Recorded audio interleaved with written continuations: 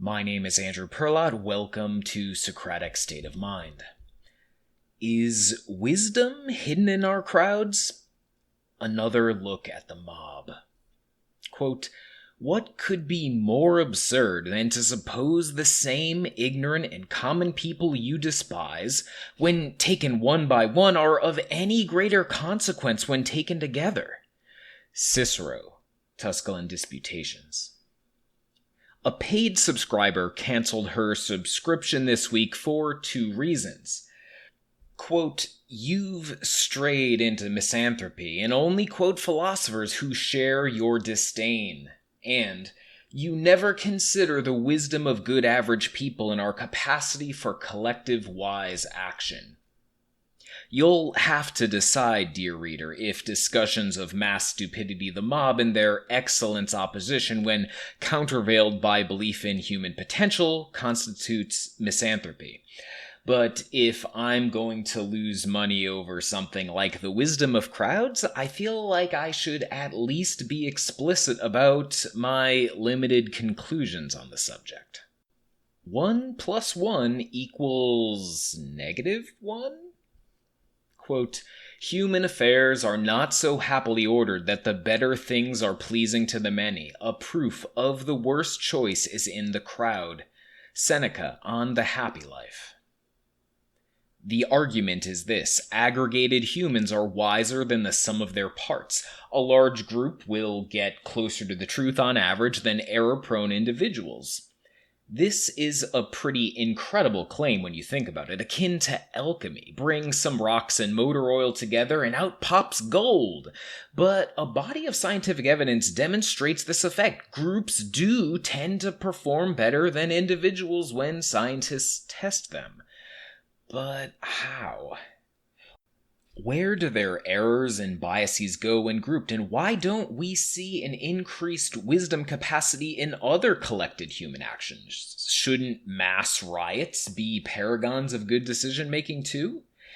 One of my favorite studies of this question brought the group down to its smallest possible size: 2 humans. Would these pairings help or hinder question-answering accuracy?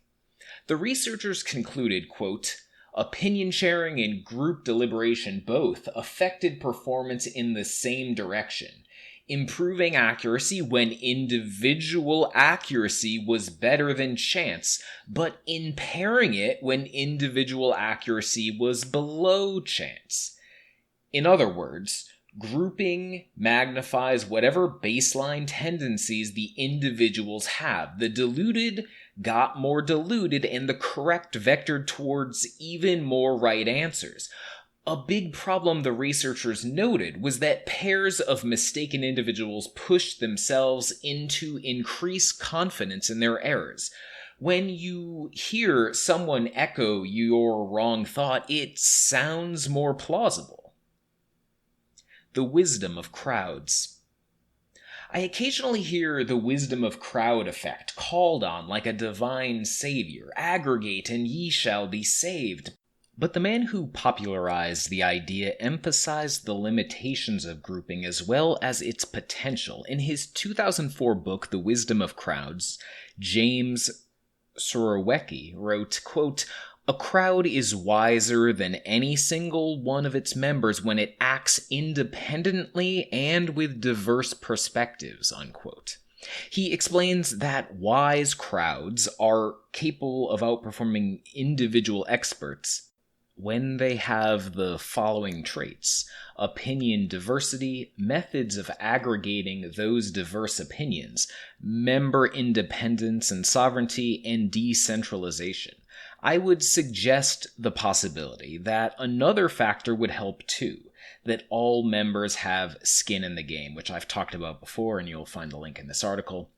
For these reasons, we see betting markets make better predictions than pundits and experts when predicting election outcomes, climate-related risks, and federal rate cuts. It's truly impressive. The good, the bad, and the ugly. There's great potential for wise groups to make better collective decisions, but this doesn't mean groupings are inherently wise. Intelligent and far-sighted people who can speak their minds will probably do great things together.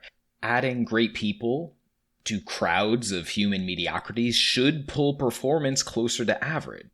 But fools will aggregate to form foolish groups and reinforce intra-group certainty and mistaken notions.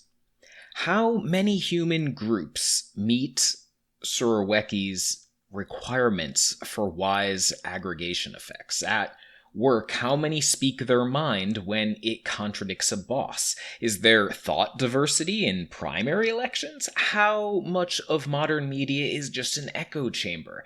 How many thinkers are free of domineering spouses, faith leaders, and political in-groups who will ostracize or punish them if they step out of line?